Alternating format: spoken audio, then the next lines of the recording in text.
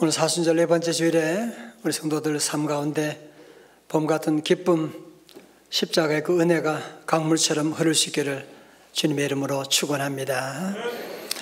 어느 날 할아버지 한 분이 병원에 검진 결과 중병 진단을 받게 되고 곧바로 병원에 입원하게 됐습니다. 너무너무 당황하게 됐어요. 너무너무 화가 나게 됐어요. 그래서 가족들에게도 막 욕을 하고요. 심지어 의사 간호사들에게도 막 함부로 대하는 그런 분이 아니었는데 너무 그런 모습을 보고 가족들이 친한 친구들을 보내봤어요. 위로하라고.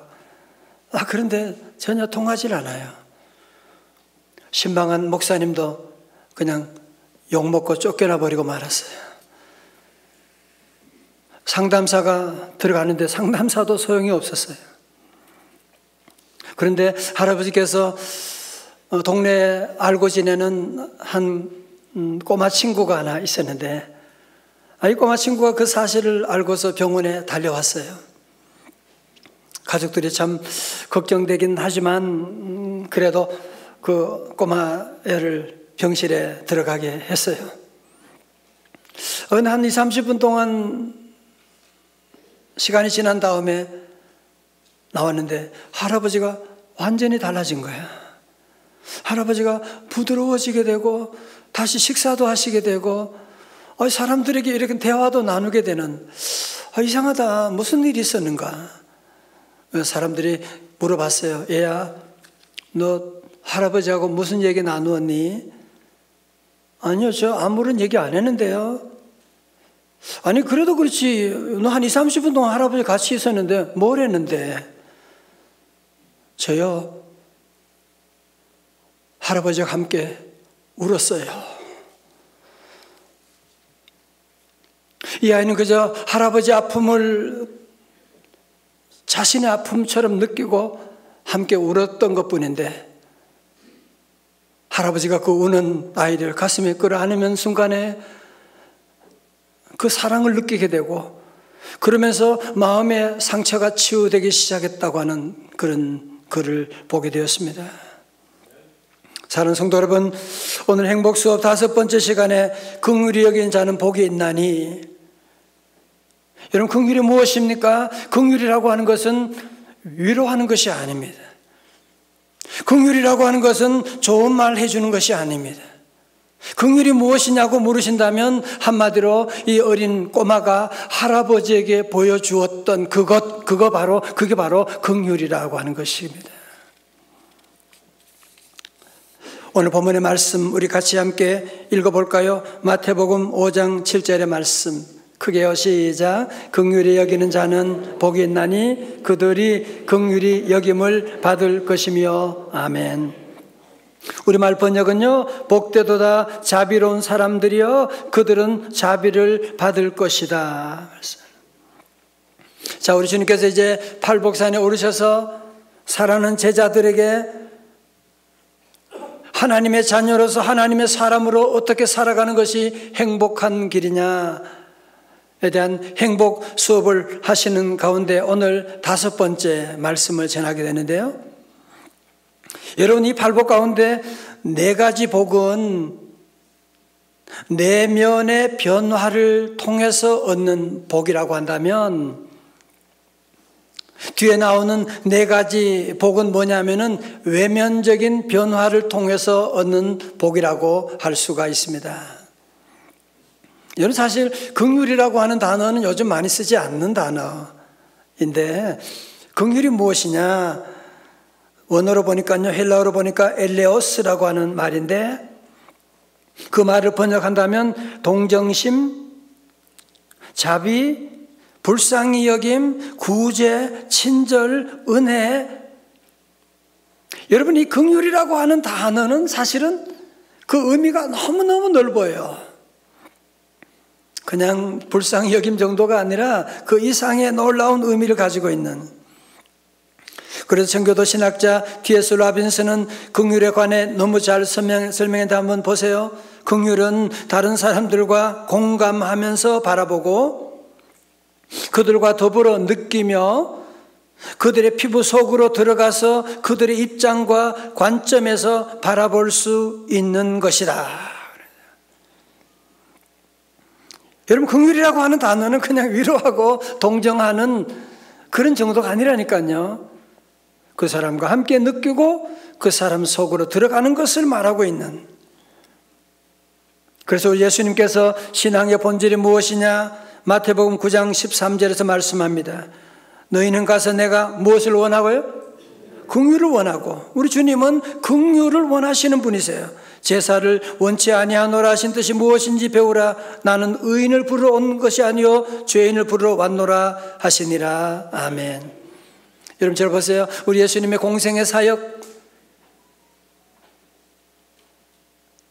삭개오 세리를 찾아가시기도 하고 귀신 들린 사람 만나기도 하고, 여러분 주님의 공생의 사역을 한마디로 말하면 뭐냐? 긍휼 사역이었다고 하는. 주님은 긍휼을 원하시는 분이시고 긍휼을 베푸시는 분이십니다. 여러분 그렇지만 우리가 사는 이 세상은 긍휼을 원하지 않습니다. 우리가 사는 세상은 너무나 잔인한 세상입니다. 무서운 세상입니다. 그런데 예수님 당시도 마찬가지였어요. 마태복음 20장 30절 말씀 보니까 맹인 두 사람이 길가에 앉았다가 예수께서 지나가신 다음을 듣고 소리질러 이르되 주여 우리를 불쌍히 여기소서 다윗의 자손이여 하니. 여러분 지금도 그렇지만 2000년 전에 시각장애인들, 저들의 삶이 얼마나 힘들었겠습니까? 여러분 예수님께, 그래서 예수님이 보이진 않지만 예수님 오신다고 하는 소리를 듣고 느낌으로 불쌍히 여기소서 다윗의 자손이여 소리 지르는데, 여러분 주변의 사람들이 불쌍히 여기고 도와주었나요? 31절 보세요. 무리가 꾸짖어 잠잠하라 하되, 전문적인 용어로 시끄럽다.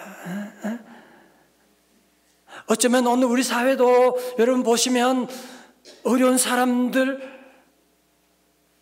장애에 있는 사람들, 정말 우리가 얼마나 제대로 돌보고 있냐 말이죠. 우리 사회의 모습도 예수님 당시의 모습과 너무나 흡사하다는 생각이 들지 않습니까? 지난 16일 여론조사기관 입소스가 발표한 세계행복 2023 보고서에 따르면 한국의 행복 수준은 57%로 32개국 중에 31위, 평균인 73%에 한참 못 미치는 수치였다고 합니다. 조사 대상 국가 중에 한국보다 순위가 낮은 국가는 헝가리뿐이었다고 합니다. 이 설문조사 기관에서 던진 질문 가운데 하나는 도움이 필요할 때 의지할 수 있는 가까운 친구나 친척이 있느냐라고 하는 질문에 그렇다고 대답한 한국인은 61%로 32개국 중 30위에 해당되는 수치라고 얘기합니다. 그렇다면 성도 여러분, 여러분은 어려운 위기 가운데 있을 때 정말 의지할 만한 가족들이나 교우들이 있습니까? 정말 내가 어려운 위기 가운데 죽을 것만 같을 때 내가 돌릴 만한 전화번호가 여러분에게 있으시냐 말이지요. 여러분 이런 통계를 보면 지금 우리 대한민국이, 우리 사회가 다른 어느 나라 사회보다도 더 살벌하구나, 더 무서운 사회구나라고 하는 것을 우리가 깨닫지 않을 수가 없습니다. 그렇다면 우리들의 질문은 뭐예요? 하나님 믿는 성도들은 얼마나 긍휼을 베풀고 살아가고 있는가? 더 나아가서 우리 명성제일교회 교우들은 얼마나 긍휼을 베풀면서 서로를 이해해주고 용납해주고 살아가고 있을까? 여러 교회 안에도 긍휼함이 없이 무자비한 언어와 행실들,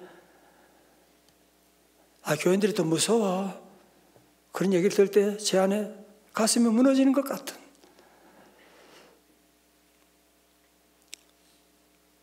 제가 말씀을 준비하면서 참 너무 많은 긍휼함을 받았는데,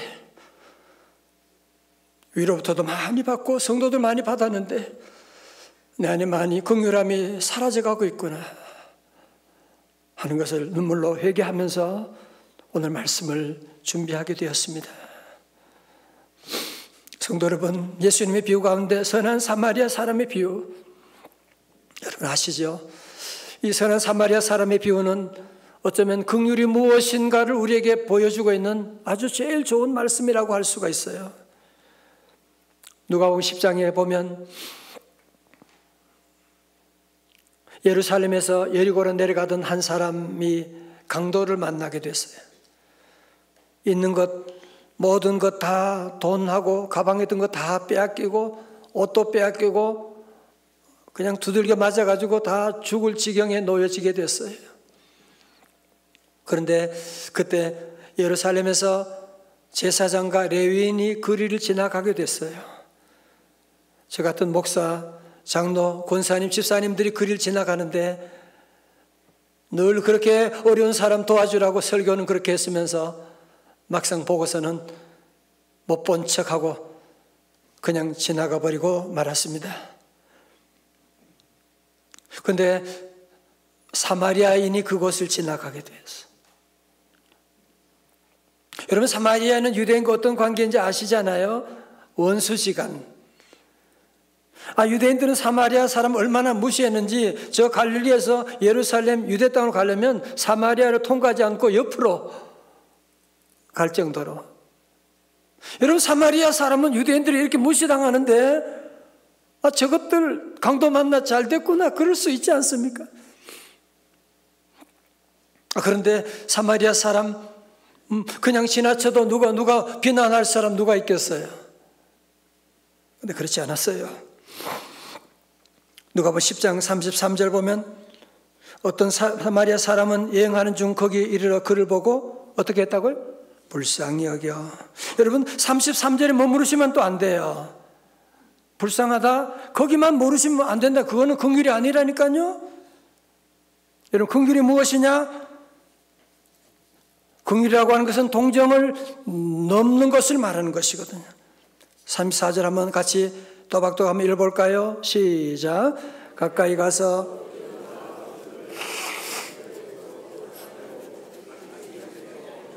주막으로 데려가서 돌봐주니라. 아멘.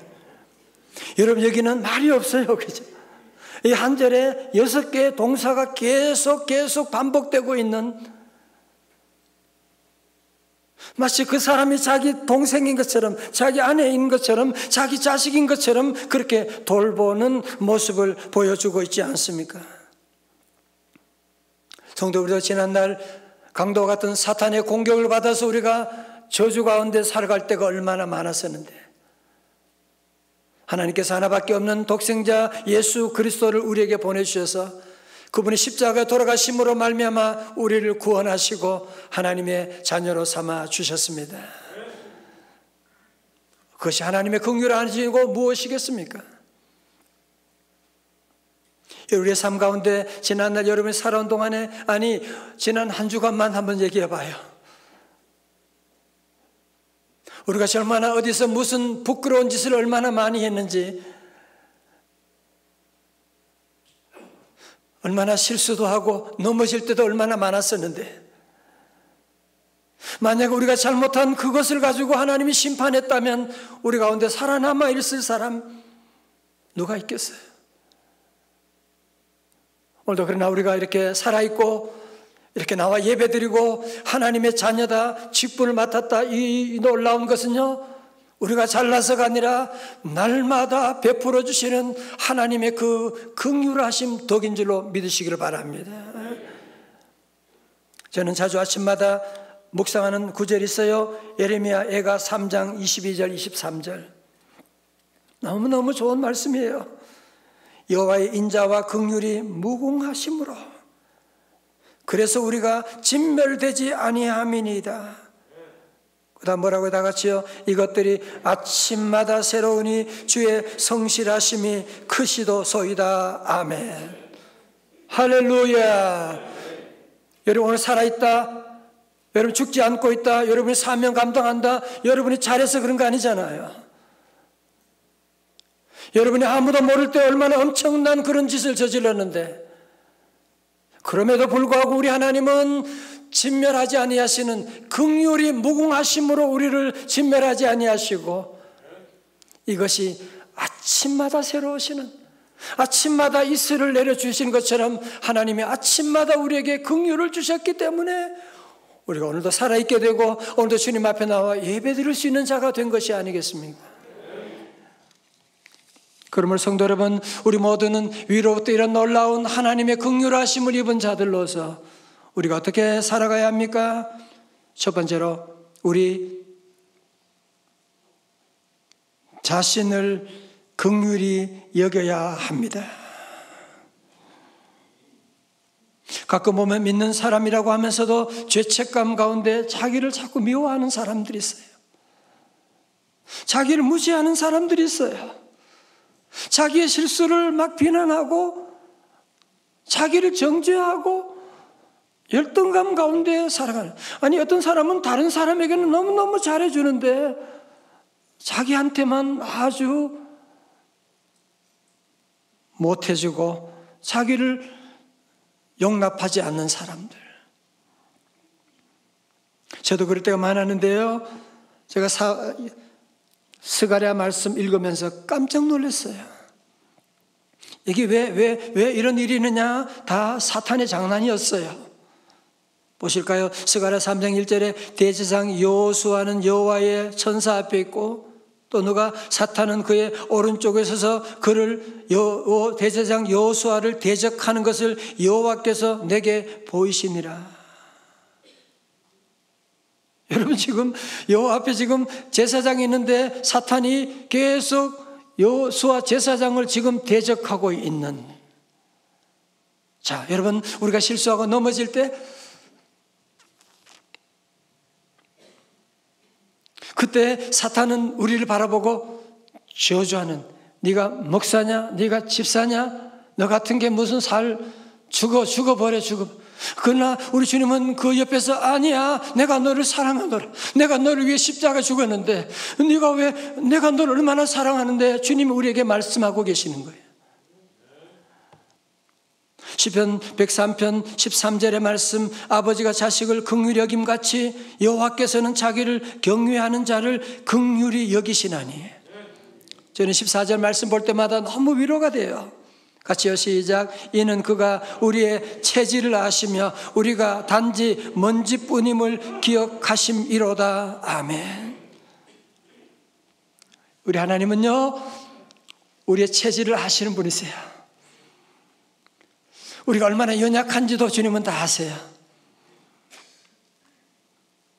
우리가 실수하는 것도 주님이 다 아시게 되고, 우리의 부족함을 다 아시는, 우리 인생이 먼지 같은 것에 불과한 것을 주님은 다 아시기 때문에 사탄은 자꾸 우리에게 대적하지만 우리 성도들은 사탄이 하는 대적을, 그 화살을 여러분 자신에게 돌리면 안 돼요. 우리는 십자가의 피로 용서받은 하나님의 자녀입니다.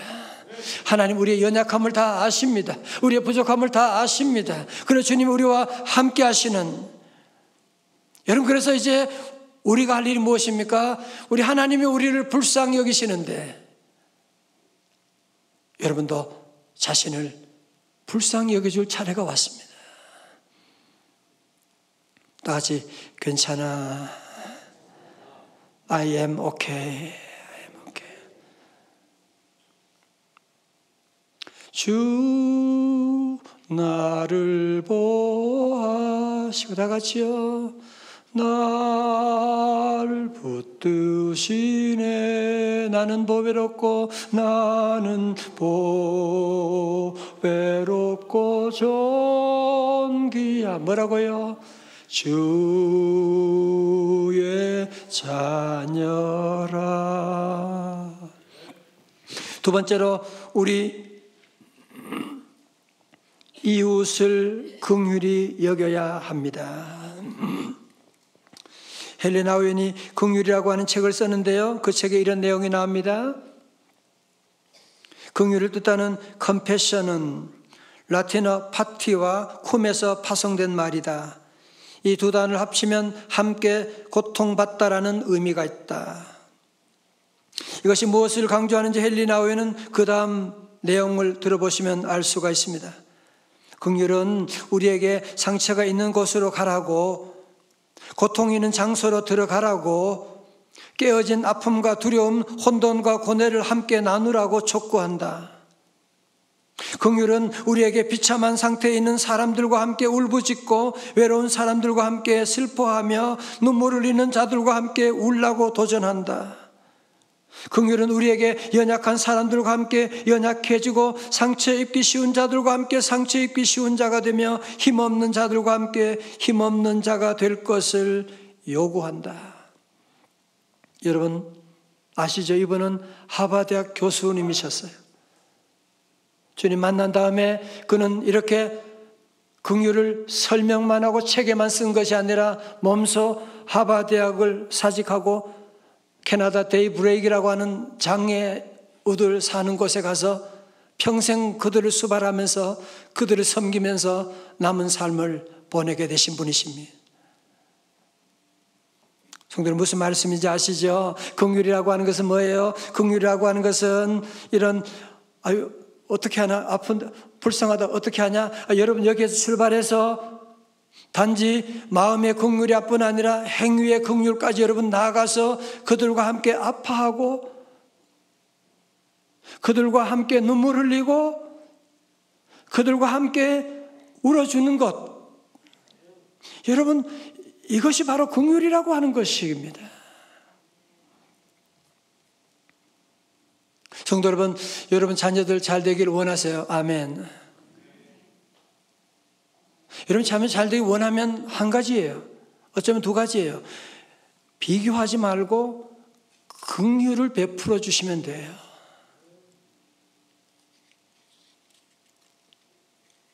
자녀 키울 때 우리가 자주 하는 말 있잖아요.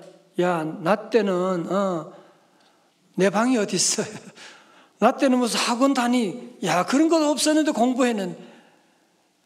그래서 청년들이 가장 커피 싫어하는 커피 메뉴가 라떼라고 하잖아요. 그러시면 되겠습니까? 그죠? 요즘 제가 어릴 적에 먹던 음식이 하나 생각이 났어요. 그게 그 빨간 색깔의 안동식혜라고 혹시 아실라 모르겠네.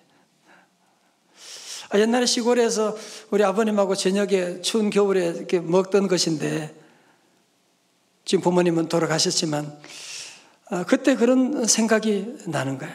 그래서 그 음식을 찾아서 먹으면서 그분은 가셨지만 내가 어릴 때 먹었던 음식이 내 뇌에 남아가지고 다시 먹고 싶어지는 것을 보면서 성도들 마찬가지로 우리 성도들이 어린 아이들과 어린 시절 함께 정말 사랑을 나누고 그들에게 긍휼을 베풀어주고 함께 무조건적인 사랑, 무조건적인 그 부모님의 그 은혜를 자녀들의 뇌에 새겨주셔야 돼요. 여러분 그러면 자녀들이 평생 부모님의 사랑에서 떠나지 않고 다시 돌아오게 되거든요. 오늘 이 말씀을 듣고 어떤 분 가운데는 또 자녀들 긍휼을 베풀어야지 내일 시간 될 때 시간 내가지고 오늘 우리 등산 같이 가자. 북한산 정복하는 거다. 안 간다 애를 끌고서 정상까지 가야지 남자가 여기에서 머무르면 되냐. 그거는 긍휼이 아니고 고문입니다. 자녀들 내 입장에 끌어오는 것이 아니라 내가 자녀들의 입장으로 내려가서 자녀들 좋아하는 것이 무엇인지, 자녀들 좋아하는 음식이 무엇인지, 자녀들과 함께 영화도 함께 보면서 자녀들 자리에 내려가서 함께 여러분 아름다운 사랑의 추억을 만들게 되면 그러면 자녀들 건강한 자존감을 가지게 되거든요. 제가 자주 말씀드리지만 아인슈타인이나 에디슨 지난 특세 때도 말씀드렸지만 학교 부적응자였잖아. 그죠? 선생님들이 얘는 학교 더 이상 공부할 수 없는, 그래서 중도에 퇴학하고, 학생들이 다 아인슈타인은 말이 또 어눌했대요. 말도 잘 못하고. 그러니까 학생들이 다 왕따 시켰는데 부모님은 왕따 시키지 않았어. 부모님은 기도하면서 저들을 끝까지 있는 모습 그대로 받아주는 거야. 네가 못하는 것도 있지만 네가 잘할 수 있는 하나님이 주신 그 은사가 있는데 그것을 할 수 있도록 전폭적으로 밀어주고 공감해주고 긍휼을 베풀어 주니까 자녀들이 부모님의 그 사랑 가운데 자기 안에 있는 그 능력, 잠재력을, 포텐셜리티를 100% 발휘할 수 있게 되어서 민족을 위해, 세계를 위한 위대한 공헌을 하게 되는 것이 아니겠습니까? 저는 우리 교회학교 교사들 보면 너무너무 감동이 해요. 보면. 여러분, 어린아이들 콜리겐 요즘 아니지만 그 어린아이들 너무너무 사랑하는 거예요. 제가 가서 보면 나는 못하는데 어떻게 저렇게 아이들이 그렇게 이쁠 수가 있을까? 공감하고, 그래서 우리 교회학교가 잘 되는 거예요. 지난번 어떤 분이 그런 얘기, 밤중에 몸이 아파가지고 중환자실 가는데 누굴 불러요? 가족들도 다 멀리 있는 셀리더분 만나서 함께 울면서 중환자실 갔어. 정말 너무너무 귀한 분들이다. 정말 제가 따라갈 수 없는 그런 긍휼을 베푸는 분들이 우리 교회 안에도 얼마나 많은지 모릅니다. 사랑하는 성도 여러분, 우리가 긍휼히 여기는 삶을 살아가면 긍휼히 여기는 자가 그게 복이에요. 그런데 오늘 성경은 긍휼히 여기는 자에게 보너스가 있다는 거예요. 긍휼히 여김을 받게 된다고 하는 보너스를 약속하는데요. 오늘 마태복음 5장 7절의 말씀 요절이죠. 다 같이요, 시작. 긍휼히 여기는 자는 복이 있나니 그들이 긍휼히 여김을 받을 것이며. 메시 성경에서는 재미있게 번역했어요. 5장 7절, 남을 돌보는 너희는 복이 있다. 그렇게 정성스럽게 돌보는 순간에 너희도 돌봄을 받는다. 성도 여러분, 제가 오늘 말씀을 준비하고 기도하면서 이 긍휼 안에 여러분이 원하는 모든 복이 다 여기 있어. 한번 볼까요? 첫 번째로 영육간의 복을 받습니다. 잠언 11장 17절에 인자한 자는 자기의 영혼을 이롭게 하고 잔인한 자는 자기의 몸을 해롭게 하느니라. 그래도 잔인하실 겁니까? 야고보서 2장 13절에 긍휼을 행하지 아니하는 자에게는 긍휼 없는 심판이 있으리라. 긍휼은 심판을 이기고 자랑하느니라. 둘째는 재앙의 날에 복을 받습니다. 다 같이요. 10편 시작. 가난한 자를 보살피는 자에게 복이 있으며 재앙의 날에 여호와께서 그를 건지시리로다. 아멘. 우리가 다 재앙의 날이 다 있잖아요. 어려울 때가 있잖아요. 그때 돕는 손길이 오게 된다는 거예요. 세 번째, 범사에 잘 됩니다. 시편 112편 5절에 은혜를 베풀며 구워주는 자는 잘 되나니 그 일을 정의로 행하리로다. 넷째, 재산의 복을 받습니다. 잠언 11장 25절 시작. 구제를 좋아하는 자는 풍족하여질 것이요 남을 윤택하게 하는 자는 자기도 윤택하여지리라. 다 같이 아멘. 여러분, 어저께도 신문 보셨지만 한 가족, 인천에서 한 가족 5명이 돌아가셨다고 하는, 숨진 채 발견됐다고 하는 이런 얘기를 들으면서 정말 우리 사회가 너무 어린 아이로부터 노인에게까지 모두가 분노에 가득 차 있습니다. 다 상처받았다고, 다 원망 불평하면서 이렇게 살아가는 이 시대 가운데 하나님께서 왜 우리에게 오늘 이 팔복의 말씀 가운데 5번째 긍휼에 대한 말씀을 우리에게 주시는 것입니까? 저는 이런 슬픈 소식을 맞이하면서 사순절 4번째 주일에 오늘 말씀을 2가지로 적용하기를 원합니다. 첫 번째로 오늘 말씀 듣고 여러분 가운데 나는 이제 오늘부터 긍휼히 여긴 삶을 살아야지 라고 여러분이 결단한다면 그것은 종교생활이지 신앙생활은 아닙니다. 왜요? 여러분 그 마음 몇 시간 가요? 몇 시간 가냐고요? 여러분, 지금 우리 안에 한편으로 내가 도와주고 싶은, 내가 한편으로 이해하고 그런 마음이 있지만 우리 안에 알게 모르게 얼어붙어 있는 마음이 있어요. 언제부턴지 오랫동안 얼어붙어서 눈물 한 방울 나오지 않는 이런 잔인한 우리 마음들, 어떻게 해야 합니까? 그래서 에베소 2장 4절에 말씀합니다. 긍휼이 풍성하신 하나님이 우리를 사랑하신 그 큰 사랑을 인하여. 우리 성도들은 매 순간마다 주님 내 안에 긍휼이 없습니다. 인정하고, 그러나 긍휼이 풍성하신 하나님의 그 은혜를 인하여. 여러분, 그래서 우리가 예배를 드려야 되는 거예요. 그래서 우리 날마다 긍휼이 풍성하신 하나님께 접속을 해야 되는 겁니다.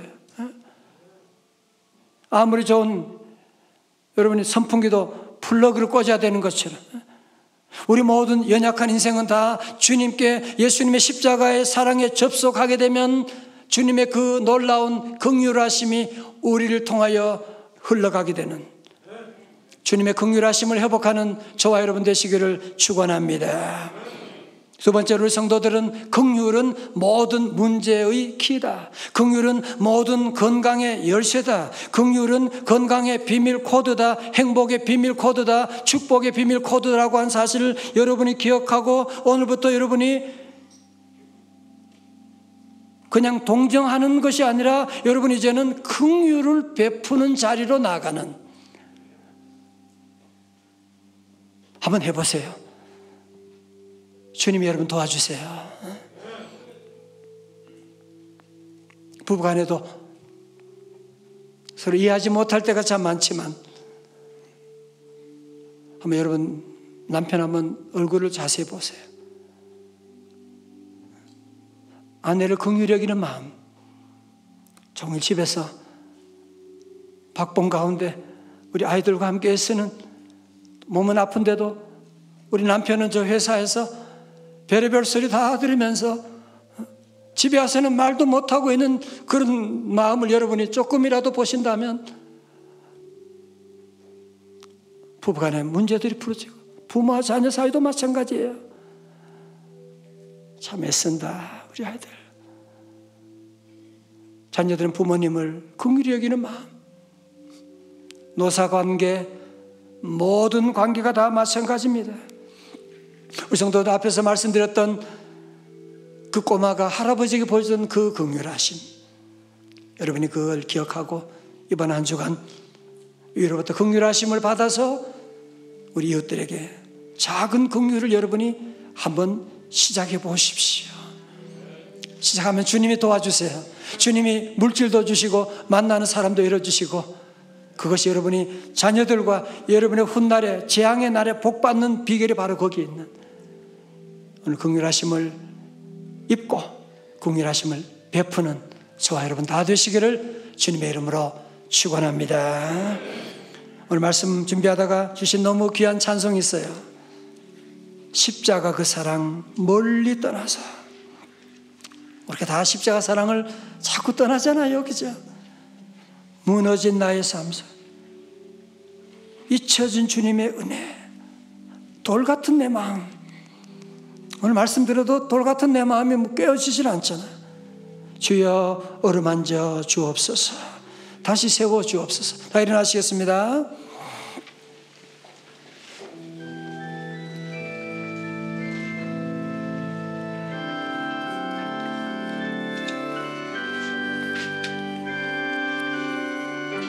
십자가 그 사랑 멀리 떠나서 무너진 나의 삶 속에 잊혀진 주 은혜, 주여 돌 같은 내 마음 만져주옵소서. 돌 같은 주여 만져주시오. 어루만지사 주여 다시 일으켜 주시옵소서. 다시 일으켜 세우신 주를 사랑합니다. 주 나를 보아시고 주 나를 보아 널 붙드시리 널 붙드시리 너는 보배롭고 존귀한 주님의 자녀라. 주 나를 보아시고 주 나를 보아 날 붙들어 주십니다. 날 붙드시니 나는 보배롭고 나는 보배롭고 존귀한 주의 자녀라.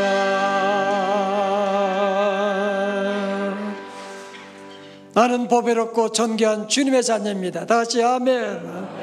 더 이상 자꾸 사탄이 대적하고 지적하는데 여러분이 사탄의 손으로 나를 지적하지 말고, 아니 우리 사랑하는 자녀들 더 이상 사탄의 손길로 여러분 지적하지 말고 안아주세요. 용납해 주세요. 아인슈타인, 에디슨도 다 학습 장애 아들이었어요. 다 안아주고 포용해주고 긍휼을 베풀어 줬더니 그들이 위대한 삶을 살게 된 것이거든. 시간과 함께 여러분이 한 2분 동안만 결단히 기도하기를 원합니다. 여러분 그냥 긍휼 베풀어야지 안 된다니까요. 글쎄 돌 같은 내 마음 주님 만져주세요. 얼음장 같은 내 마음을 깨워주세요. 주여 도와주시옵소서. 함께 기도합니다. 할렐루야 할렐루야. 주여 주여 아버지 하나님 주여 주여 불쌍히 여겨 주시옵소서. 주여 다시 우리의 마음을 주여 성령으로 감동 감하사 고쳐주시고 주여 회복시켜 주시옵소서.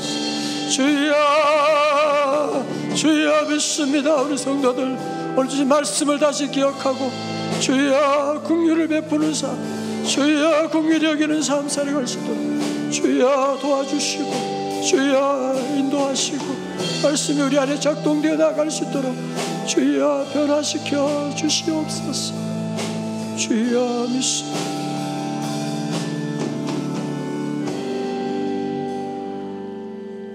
오 하나님 아버지, 날마다 순간마다 하나님의 은혜 없이는 살 수 없는 죄들, 하나님의 긍휼하심을 받고 살아가면서도 이웃들에 대해서는 돌 같은 우리 마음입니다. 얼음장 같은 우리 마음입니다. 하나님 강도 만난 자를 모른 척하고 외면했던 죄인입니다. 주여 용서하여 주옵소서. 하나님 이 시간 이 말씀 듣는 우리 성도들 심령 가운데 성령님 불러 임하여 주시옵시고 얼음장 같은 마음이 다 녹아지게 하여 주시옵시고 오늘부터 이제 모두 주님의 그 사랑 십자가 사랑을 받아 나누어주고 섬기며 하나님 긍휼을 베푸는 자들이 되는, 긍휼을 베풀므로 말미암아 하늘과 땅에 놀라운 축복받는 주의 백성들 다 되게 하여 주시옵소서. 예수님 이름으로 기도드리옵나이다. 아멘. 아멘 했더니만 천사들이 왔네.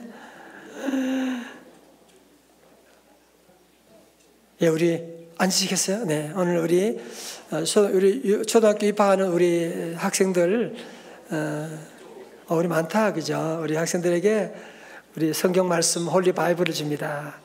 여러분 이쪽에 있는 우리 전사님은 한지효 전사님이세요. 한지효 전사님이 이번 3월부터 우리 교회 부임해가지고 지금 장로신학대학 지금 대학원에 지금 다니고 있거든요. 유년부를 지도합니다. 우리 잘할 것 같죠, 그죠? 예, 예, 여러분 많이 기도해 주시기 바랍니다. 예. 감사합니다. 우리 권사님은 어디? 우리 부장님도 오셔야 되고.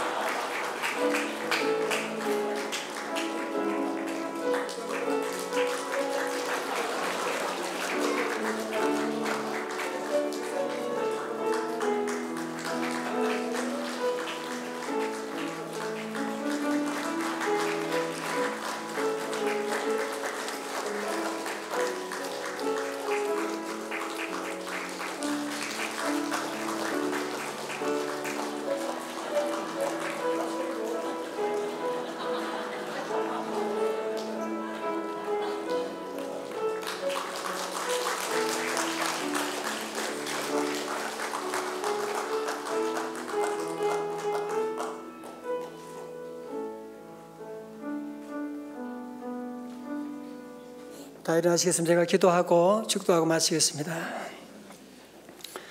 하나님 아버지, 우리 사랑하는 자녀들 잘 길러주시고 이제 초등학교 입학합니다. 하나님 도와주시옵소서. 비교하지 말고 우리 성도들 부모님의 사랑 많이 받고 교회에서 사랑 많이 받고 건강한 자상을 가지고 좋은 만남 있게 하시고, 주여 다니엘처럼 영성과 실력이 겸비되어 교회와 민족을 위해 세계를 위해 쓰임받는 우리 자녀들 다 되게 하여 주옵소서. 이제는 우리 구주 예수 그리스도의 은혜와 하나님 아버지의 크신 사랑과 성령님의 감동하심과 충만하심이 날마다 베푸시는, 아침마다 베푸시는 주의 긍휼하심에 힘입어서 이제 우리도 주님의 십자가 그 사랑을 나누며 살아가기로 결단하는 주님의 자녀들 머리 위에, 초등학교 입학하는 우리 어린 자녀들 머리 위에, 우리 민족 위에 이제로부터 영원까지 함께하옵시기를 간절히 축원하옵나이다. 아멘.